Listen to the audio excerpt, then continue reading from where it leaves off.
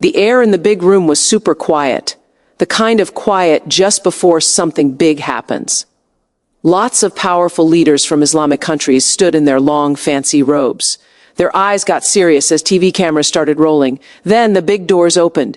Captain Ibrahim Traoré walked in, wearing his army clothes. Each step he took was like he was saying something important. His uniform wasn't about looking good, it was about showing he was ready for a fight. Reporters whispered to each other, their pens scratching on paper and cameras flashing. Is he really here? Can he really do this?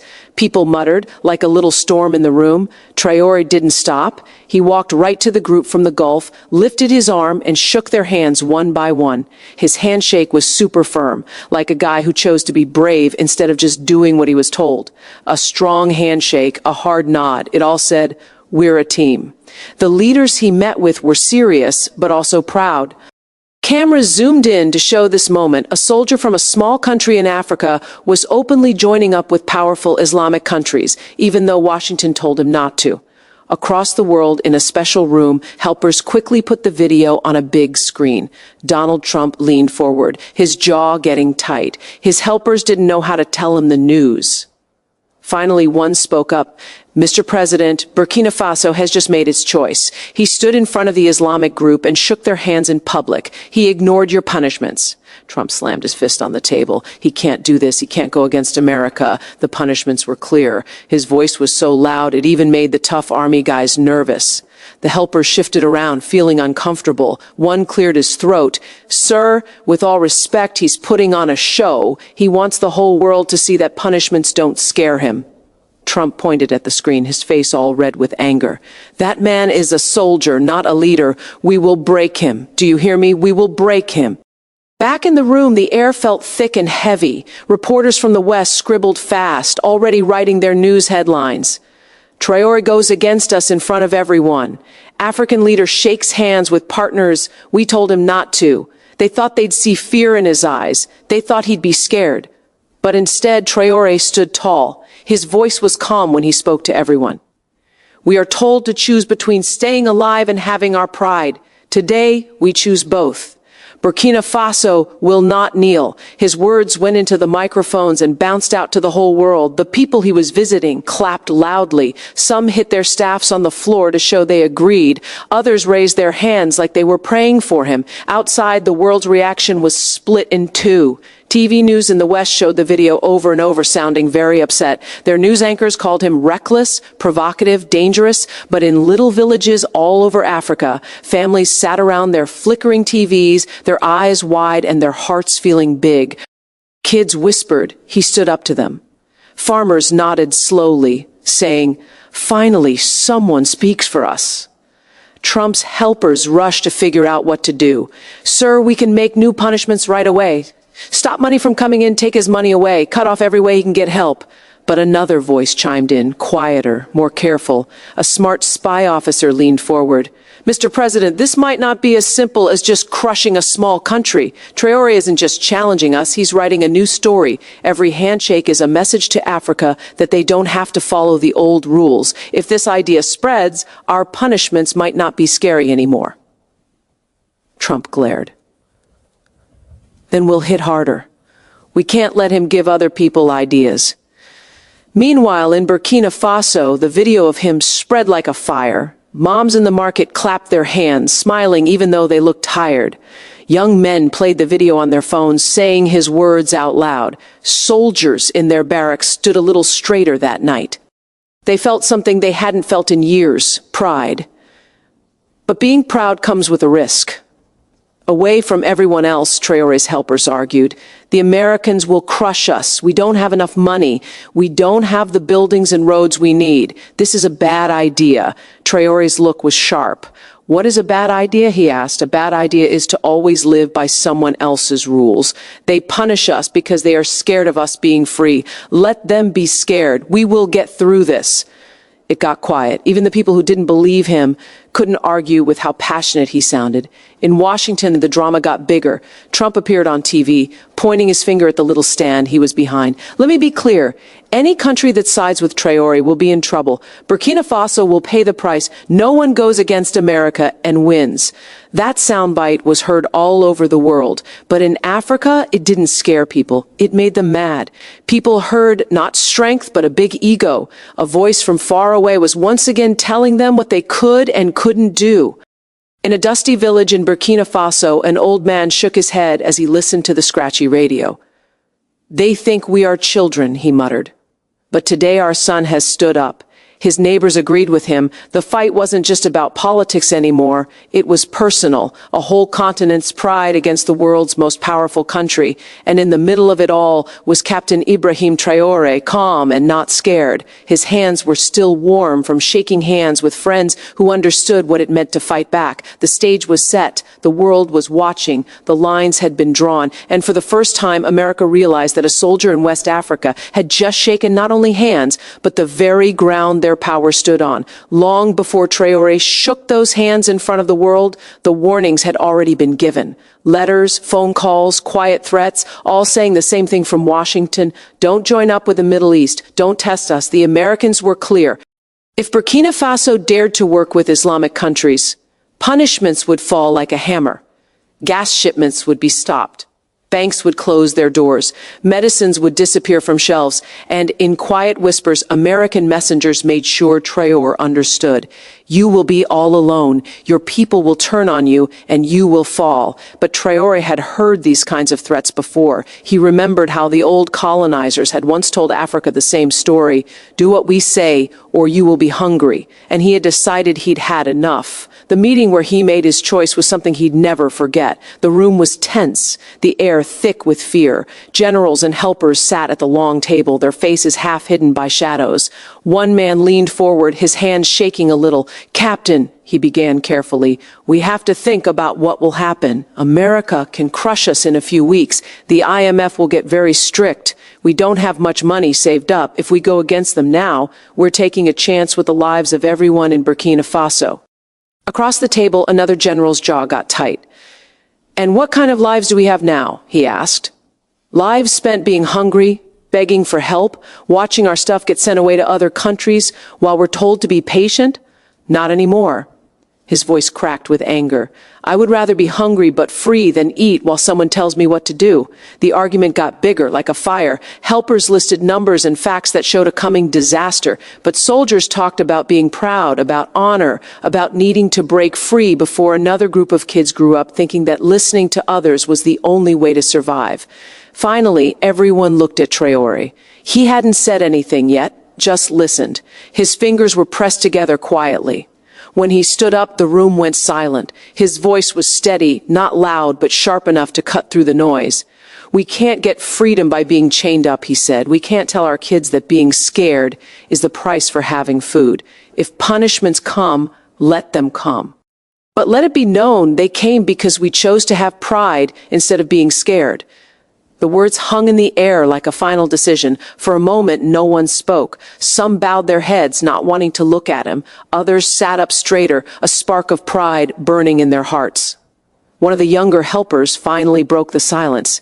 "Captain, I'm sorry to ask, but if they stop our trade, if banks close, how do we feed our people? Being proud can't fill empty stomachs." Traoré looked at him. "You are right. Pride alone can't feed us, but working together can. Being friends with others can. We won't beg the West. We will build new roads and bridges. We will trade with people who understand our fight. And if we have to go through hard times, then let it be for something bigger than just doing what we're told." The people in the room were still divided, but the choice was made. Burkina Faso would not give up. Washington heard about this choice quickly. Secret reports went to desks at the State Department. Smart people wrote down what they thought would happen. The economy will fail in 3 months. People will protest in 6 months. The army might try to take over if things get worse. These predictions were brought to Trump, who listened and felt good about it. "So he wants to test us," Trump said, leaning back in his chair. "He'll learn. They all learn." But what Washington didn't get was not the numbers. It was the strong will of the people. Back in Ouagadougou, Traoré got his people ready for what was coming. He walked into busy squares, his voice loud through speakers. They will try to make us hungry. They will try to make us scared. But remember, these chains are only strong if we agree to wear them. We do not agree, we will not kneel. The crowd cheered, their fists held high. For once, it wasn't just a leader talking to his people, it was a soldier talking to other fighters. Still, inside the army bases and government buildings, people still had doubts. Some whispered about not having enough food, about black markets, about kids crying from hunger. Others whispered about a chance to be the country that finally broke free when no one thought it was possible. One night, a top general went to see Traoré in private. His face was full of worry. "Captain, I fought alongside you. I trust you are brave, but bravery won't help a mother when her child has no medicine. Are you sure this is the right way?" Traoré didn't hesitate. "Yes, because if we give up now, there will be no medicine tomorrow either. Only the same chains, the same begging, the same silence. We choose hard times today so our kids can choose freedom tomorrow."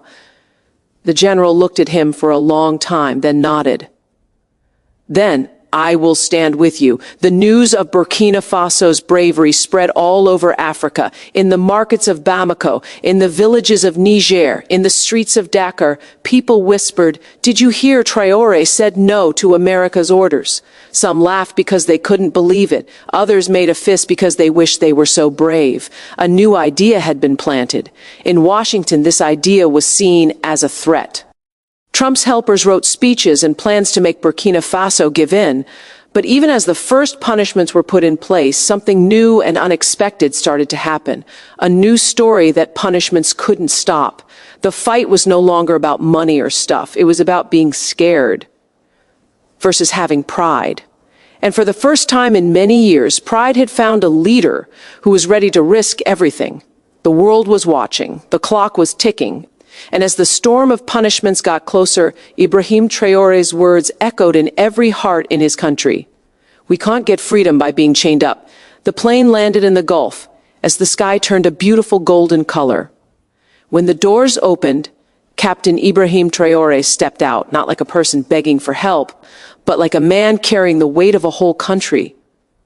His plain army clothes were a big contrast to the fancy, glittery robes and jeweled headpieces of the hosts waiting for him. But the important people looked not at his clothes, but at how determined he looked. At the bottom of the stairs, leaders offered their hands with respect, not just following a rule. "Welcome, Captain," one said, his voice low but strong. "The West calls you reckless. We call you brother." The words were so meaningful. They went back to a time centuries ago when colonizers told them who they could be friends with and who they had to be enemies with.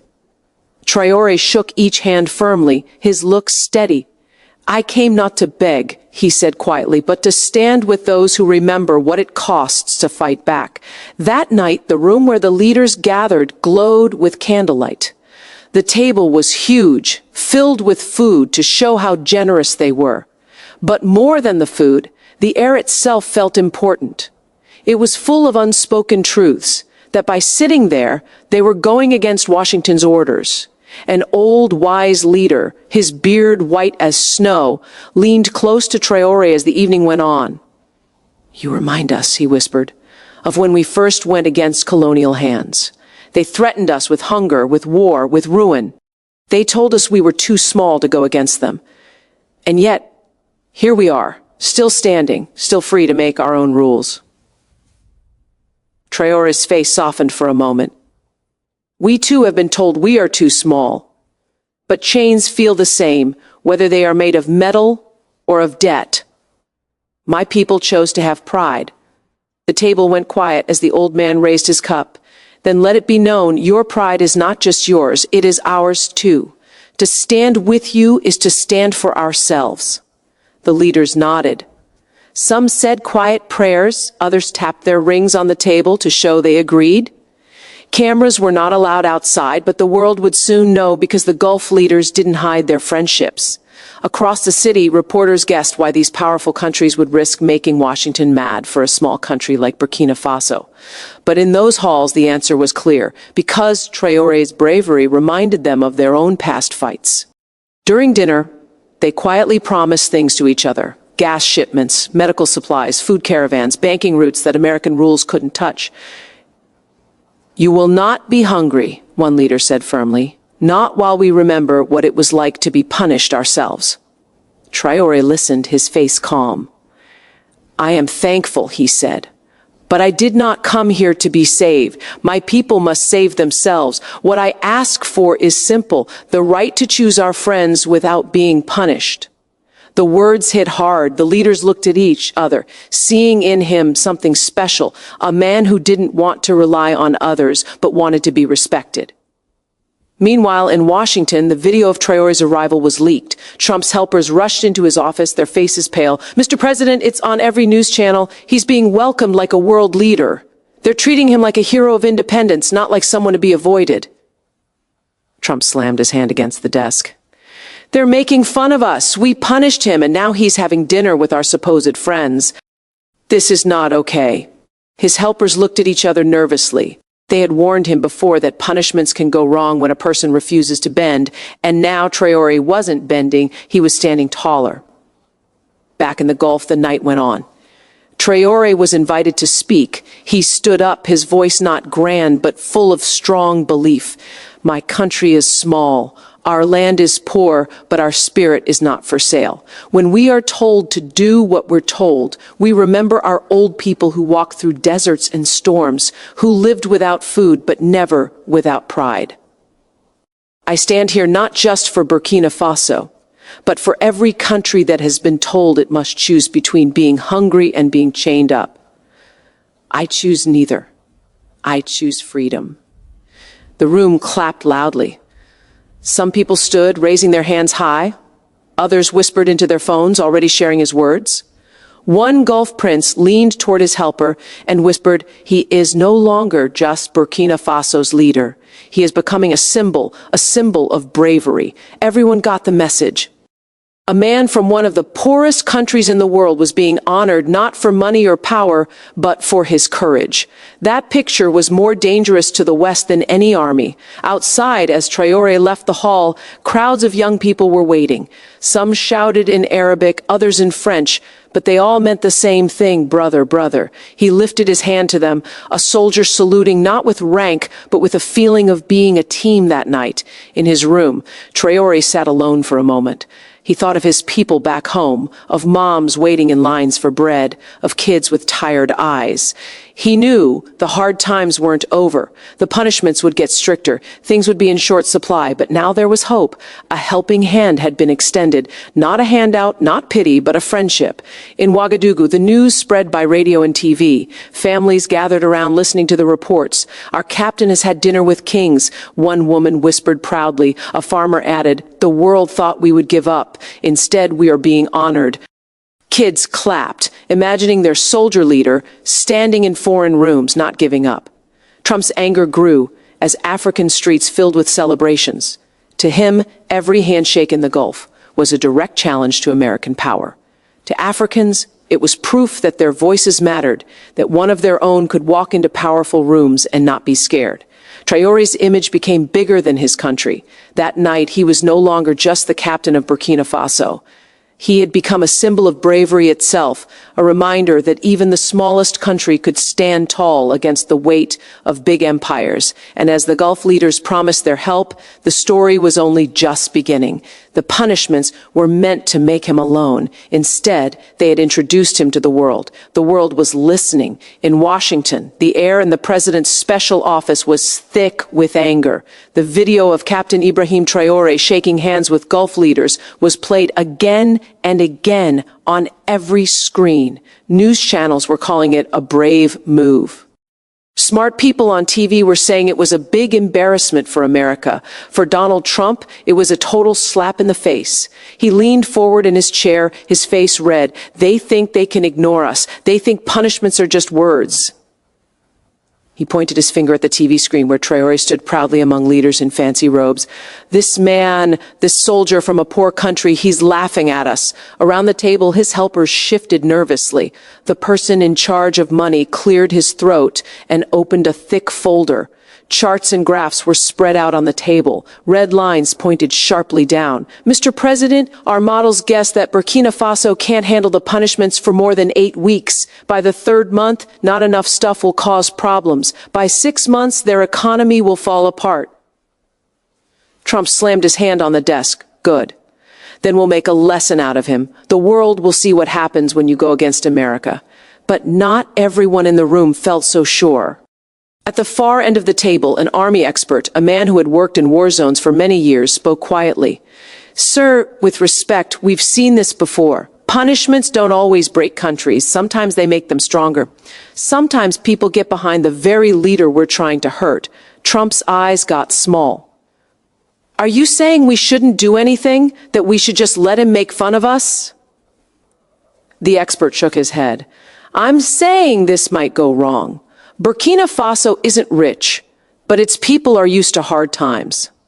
They go through droughts, not having enough things and problems. When they see the West squeezing them, they won't blame Traoré. They'll blame us. He's already becoming a symbol. The longer he stands tall, the stronger he looks. The room got quiet. For a moment, that warning felt very real, but Trump pushed it away with a wave of his hand. Symbols don't matter. Power matters. And we have the power. The person in charge of national safety leaned forward, wanting to get things moving again. Sir, we suggest we do more. Take their money away. Push European banks to stop working with them. Stop their exports. No gas, no medicine, no currency. Within a few months, Traoré will face protests in his own city. His soldiers will turn on him. He won't last. Trump nodded slowly, his jaw getting tight. Do it, and do it fast. I want the world to know America makes the rules. Outside the White House, the news reports repeated his anger. Headlines shouted, Traoré risks his country's future. U.S. moves to punish Burkina Faso. TV shows were full of people predicting Traoré's downfall. One said, for sure, he'll be out within a year. Leaders who go against Washington rarely last long. But in African capitals, the feeling was different. Helpers in Mali, Niger, and Guinea watched carefully. They had lived with the threat of punishments themselves, one muttered in a private meeting. If he survives, he changes the game for all of us. Back in Ouagadougou, Traoré heard that Washington was doing more. His helpers were nervous. Captain, they are tightening the rope around our necks. Stuff is already being delayed. Our banks are saying their money is frozen. How do we fight back? Traoré's face was calm, his voice steady. We fight back by standing up. Let them freeze our money. Let them cut off their supplies. We will survive with less, but we will not survive without pride. Still, in the quiet of the night, he knew the challenge was huge. Families would feel the pain. Markets would have less stuff. Hospitals would struggle. But he also knew that every hard time they went through with pride would make the West's hold weaker. In Washington, Trump's close group continued to argue. A wise helper who had worked in Africa for many years raised his hand carefully. Mr. President, may I remind you, punishments are a big, clumsy tool. They don't always break governments. Sometimes they break people, and broken people become desperate. Desperation can bring people together, make them fight back, even make new friends. We could be pushing Burkina Faso closer to the Islamic world and farther from us. Trump glared, his voice sharp. You think I care who he runs to? You think I'm worried about a little country with no money, no army, no importance? We're America. They can't survive without us. But deep inside the Pentagon, Army experts wrote reports that told a different story. One memo said, early signs show that the punishments are making people support Traoré more. Crowds in Ouagadougou have gathered, yelling his name. Social media in Africa makes him look like a hero standing up to Western bullying. The reports never made it to the evening news, but they went around in quiet halls, a warning no one in power wanted to hear, that the harder America squeezed, the more people liked Traoré.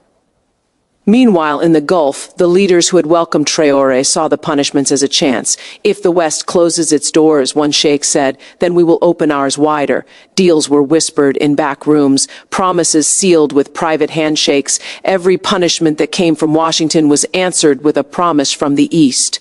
Trump's helpers came back with new news. Sir, our pressure is working. Their money is running low. But in the streets of Burkina Faso, a different picture was forming, one of people being strong. Families shared food. Villagers traded food directly. Older people reminded the young, we have lived through hunger before. This is not new. What is new is that we are fighting for pride now. Inside the Oval Office, Trump was still sure his plan would work. He raised his finger, pointing at a map of Africa. Mark my words, he'll be a story we tell to warn others. No one goes against America and survives. But across the Atlantic, Ibrahim Traoré was not bending. He was becoming something much more dangerous than Trump expected, a symbol not just of Burkina Faso, but of Africa's right to choose its own way. And symbols, once they get started, burn brighter than punishments can put out. In Washington, the lights of the White House stayed on late into the night. Screens showed pictures of Captain Ibrahim Traoré being welcomed in the Gulf. His firm handshakes were played over and over slowly, his calm bravery talked about by every expert. For Donald Trump, it was more than a political insult. It was a personal one. He walked back and forth in the Oval Office, his voice getting louder with each word. He thinks he can embarrass us. He thinks a soldier from a tiny country can stand on the world stage and shake hands with kings while ignoring America's orders. No, not while I'm in charge. His helpers watched carefully, waiting for the big angry moment they knew was coming. The person in charge of money slid a thick folder across the desk. Inside, charts showed what would happen in bold red. Mr. President, if we keep punishing them, Burkina Faso's economy will fall apart in weeks. Gas imports will stop. Banks will close. Within 3 months, not enough food will hit the main city. Within 6 months, the people will fight back. Trump snatched the papers, looking at the bad guesses with his eyes narrowed. Then, with a jab of his finger, he said, "Good, then we'll make an example out of him. The world will know when America speaks. There are bad results for going against us." The room was silent for a moment, but not everyone was convinced. At the far end of the table, an army expert cleared his throat. He wasn't a man who liked drama. His voice was calm, but with a warning. "Sir, with respect, I must warn you, punishments can hurt the person who uses them too. Burkina Faso's people are strong. They have lived through hunger, drought, and hard times. They may not break. Instead, they may get behind him. And if they do, he will become stronger, not weaker." Trump's head shot up, his eyes sharp. "Are you saying we do nothing? That we just let him make fun of us?" The expert didn't back down. "I'm saying that every time we try to make him alone, we risk making him a symbol. Already, African news is making him look like the man who stood tall when others gave up. Symbols last longer than punishments, Mr. President, and symbols can spread." The words stayed in the air, full of meaning. The person in charge of national safety leaned forward quickly, trying to change the subject. "Mr. President, we can make the pressure tighter. Freeze their money in Europe, threaten other countries' banks that dare to work with them. If we cut off every way he can get help, Traoré won't have air to breathe, he'll choke." Trump's jaw tightened, his fist slamming against the desk. "Do it, freeze everything, cut every line, let him feel how powerful America is. I want every leader watching to know this is what happens when you go against us."